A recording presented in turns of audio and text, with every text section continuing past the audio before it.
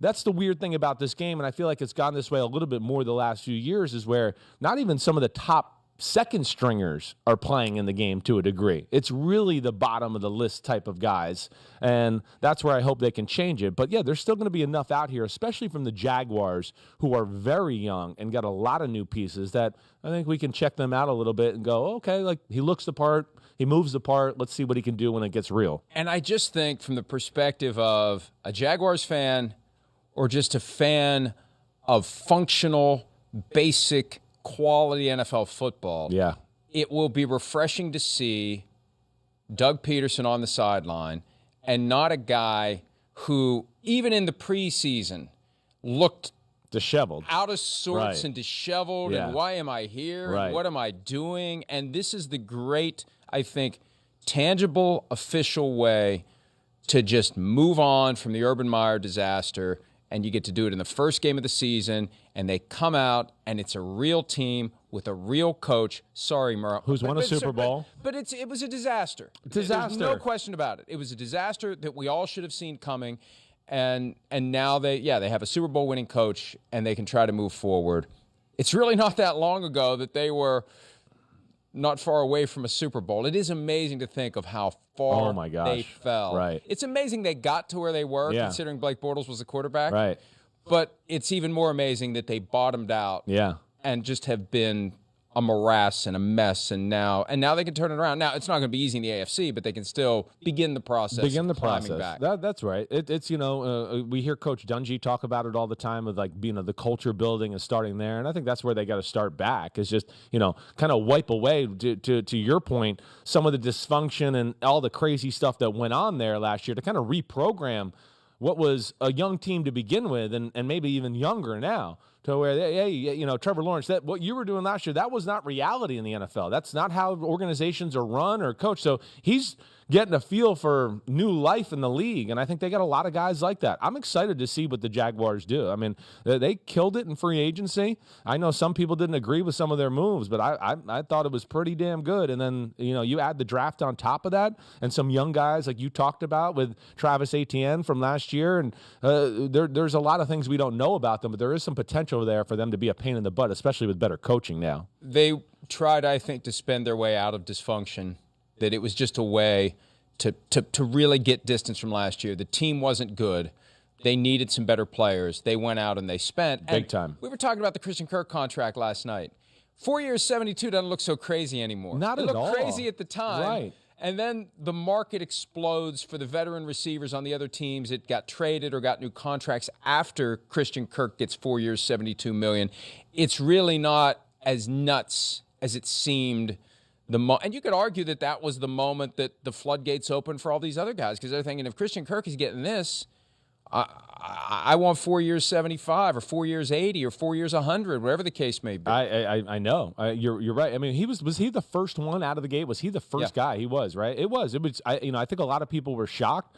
I think the physical ability of Christian Kirk and the situation he was in.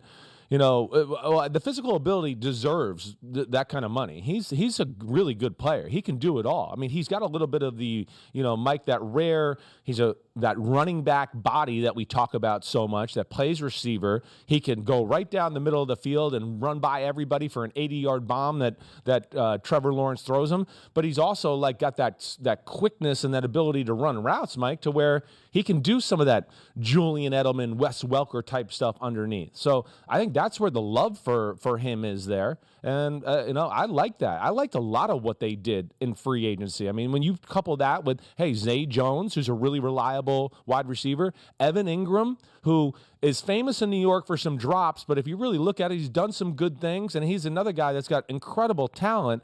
They made Brandon Scherf one of the best guards in the game. And then on the defensive side of the ball, when you get into Foye Oluokun from the Atlanta Falcons, who's one of the better middle linebackers in football, got a few defensive linemen to add to it. I mean, they're on the up and up, and at least they were aggressive this offseason, to your point, to kind of get them out of the hole and refresh the building and give it a new look and a new feel to where they can, wipe away Urban Meyer. And we're in Ohio. Who knows? He might have not gone back with the team if he was here coaching the team. Well, I think that Peterson will be on the plane Yes, back he from will Canton. be, for I have sure. a feeling that he will be on Right. this plane and all other planes. What about the Raiders? What are we expecting from them? We haven't heard. I know. And what a shock. Josh McDaniels doesn't tell the right. world what he plans to do tonight. I mean, he's been around Belichick all these years, but I don't expect to see Derek Carr. No way. Or Devontae Adams. I don't either. No, there's no, you know, those are guys that, you know, you could make a case for the Trevor Lawrence's playing, like, oh, maybe he needs to get used to his new offense or that. Derek Carr, Devontae Adams, I mean, they're so entrenched in the NFL world and are so good at this point. They don't need to do that. They're experienced. So I don't expect to see any of those type of players playing for the Raiders. You know, the Raiders, to me, even though they won, you know, 10 games last year and got to the playoffs, it is a little bit different because of some of the things that went on there. And then Josh McDaniels, his philosophy is much different than John Gruden's on both sides of the ball. So even though we all look at it and go, whoa, they were good last year in the playoffs, and now McDaniels should be a jump-off spot, I still think they're going to be in the mix and in the playoff conversation. But I don't know if he's necessarily got all the pieces on his roster the way he would like them yet. So that's where I hope people don't get too high of expectations for the Raiders out of the gate. But, yeah, I think you're just going to see young guys and, you know, a few unproven veterans out there tonight, too, for the Raiders. It really is hard to set the expectations for the Raiders this year. Last year, they went through all of that crap with John Gruden being forced out. And, again, he got what he deserved, stuff. But the way that it happened, it all could have been done before the season. They knew about those emails. There's just a weird vibe that's still lingering, and litigation still lingering over that. But it was just kind of weird, and it threw the team off in October, and then the Henry Ruggs thing happens, and they still make it to the playoffs. Yeah, it's pretty amazing. And they gave the Bengals a run for their money. I know. And they could have beaten them. And then they do the hard reset with Rich Bisaccia out. Right. We thought he had maybe done enough had a chance, to earn that job. Yep. And then Mike Mayock out, and they start over again. Rarely do you see a team that made it to the playoffs get rid of the coach and the GM and start over. So it's just hard. And then you throw them in the AFC West. I know. With the Chiefs, Chargers, and the Broncos. Where do you – I don't know. And it obviously it begins tonight, but it doesn't really begin tonight. It begins week one. The main goal is keep your key guys healthy. That's why I don't think we're going to see Derek Carr, Devontae Adams. No matter how tempted Josh McDaniels is to use his best players in his hometown. Yeah. This isn't the time for it. No. This is not the time to do it. There's no doubt. He's too smart. He's been around too much, and he's got an end goal in mind, and he knows what it takes to be a good football team. The Raiders, you're right. They got a lot of veteran players to begin with. They didn't have, you know, a ton of draft picks this year because of the Devontae Adams trade. So there's not that, you know, that element like the Jaguars had where, we got to develop some young guys and get them going and get them used to the culture in the NFL. You know, Josh McDaniels, he's got a team that's, you know, kind of been there, done that, and he's just got to get them used to his way of life, his way of coaching, and reprogram them that way. And I'm sure that's what he's in the midst of doing, and Derek Carr's in the midst of being reprogrammed. Like, I can't imagine what Derek Carr's going through right now. He is in a totally, you know, such a robot, did a great job in Gruden's offense, and I think we've discussed, I think he's one of the better field generals in football right now at the line of scrimmage and what he does, but now he's going to have to blurt out a whole bunch of different words and sayings and things that, you know, are not going to be natural to him right away either. So I'm fascinated just tonight if I can see him in pregame or McDaniels in pregame.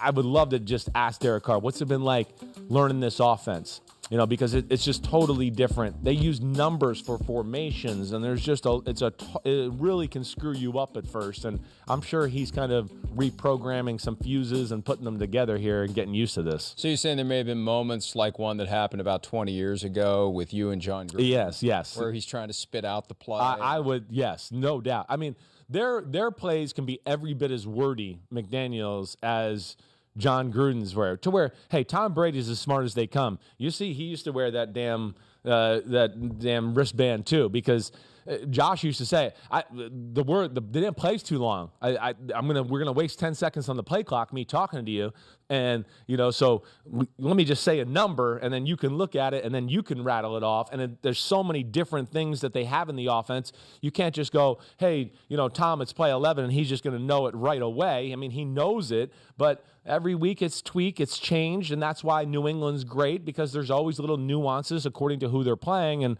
that's where I can't wait to kind of hear Derek Carr elaborate on that a little bit. And it was a hell of an adjustment for Carr when Gruden became the coach 4 years ago. And this is a different adjustment, but he's already gone through the hard part. Dramatic change. Right. And now he knows, and we've heard nothing but positives. And look, when everybody's 0-0, you hear nothing but positives. There's reason to be positive if you're a Raiders fan. There is reason to just be cautiously optimistic that things are on the right track, even if it doesn't happen right away. And I'm looking at their schedule. Yeah.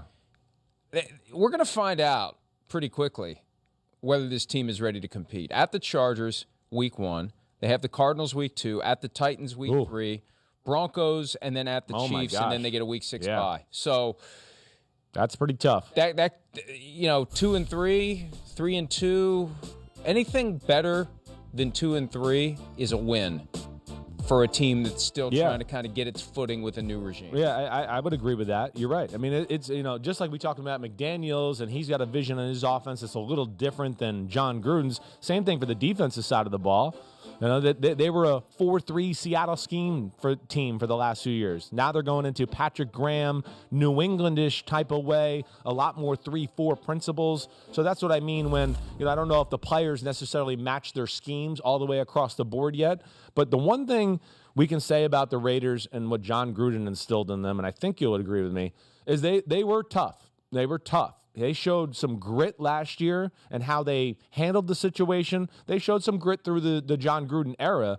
And, it was, the more I think and just look back at it and I look at their schedule from last year, they went through a period there where they lost 5 out of 6 games, towards the end of the year, and then gutted out ugly wins against the Browns, the Broncos, went to the Colts and upset them in Indianapolis, and then beat the Chargers in that game. And you're going, oh my gosh, I didn't really feel like they were a playoff team, but they got in the playoffs. And that maybe makes expectations a little higher for Josh McDaniels as far as the fan base. And what we've really got tonight, 2 teams that went through a lot of crap last year. Yeah, they did. Now, different levels of expectation, different stratospheres altogether for where they fit in the AFC. But teams that went through really bad years unrelated to what happened on the field, although for the Jaguars, what was worse? It spilled over. Yeah, what do you think was the worst year, the Jags or? It's a tough one. Man. Well, I mean, they're different things. It's different, and for the Jaguars, it's just the latest example of a bad year. It's just a different way. Right. I'd say the Raiders, it was so stunning the way it happened to have your coach gone like that. And then the Ruggs situation and all the mixed emotions that had to create, and that happens. And I think it was worse for the Raiders. You do. But obviously for the Jaguars, it wasn't much better. Ideal. Right. But self-inflicted wound for the Jaguars because they never should have hired Urban Meyer. Shad Khan decided he had to have Urban Meyer, and there was a reason why there was no other team that was trying to hire Urban Meyer last year or ever before, and dare I say, ever again. Moving forward. It'll be scary. He's definitely going to hurt all future college coaches. They're going to get an extra scrutinized when they're thinking about making that college move to the NFL, because it is a different world. It's just a different world, like we talked about last year with Urban Meyer. I mean, he thought it was, hey, I walked around, I said hi to everybody, I MF the coaches, and it's time to go home. It's time to go home now, right? Hey, somebody else, get everything ready. Yeah, okay, it's when you're at Ohio State and everybody's drooling and wants to come to your school and it's a machine, that's great. But in the NFL, hands down, the hardest workers in the organization, and if they're not, then there's a problem on your team, is the head coach. It's not like college where they go, oh, I'm a head coach now, I don't have to work as hard. Oh, gosh. Because that's really what it is a lot of times. I know they work hard. I'm not trying to be disrespectful. I know that. But I've had a lot of college coaches that tell me that before. I'm working hard so I can get one of them jobs so I don't have to work so hard. And then they were always talking about head coaching jobs because now they can delegate. In the NFL, it's not that way. McDaniels is the hardest worker in the Raiders organization. Doug Peterson's the hardest worker for the Jaguars. Belichick, McVay, Shanahan, they're psychos. And that is what filters through the football team and creates some of the culture, because now the coach is like, oh, I got to keep up with the head coach. And now, the players see the coaches and I don't want to let him down. He works so hard. I don't want him to be pissed at me when I mess up. And that's part of, being a great coach and definitely the difference between the NFL and college, in my opinion. And it just is amazing, to put one last point on this, that Meyer acted like he knew what he was getting himself into. Yeah, I know. But he thought he could just. I thought he knew. He thought he could just bring his college style to the NFL and it would work. Right. And obviously, it failed miserably. Hi, I'm Mike Tirico, and thanks for watching. Make sure to hit subscribe for the latest news and highlights from NBC Sports.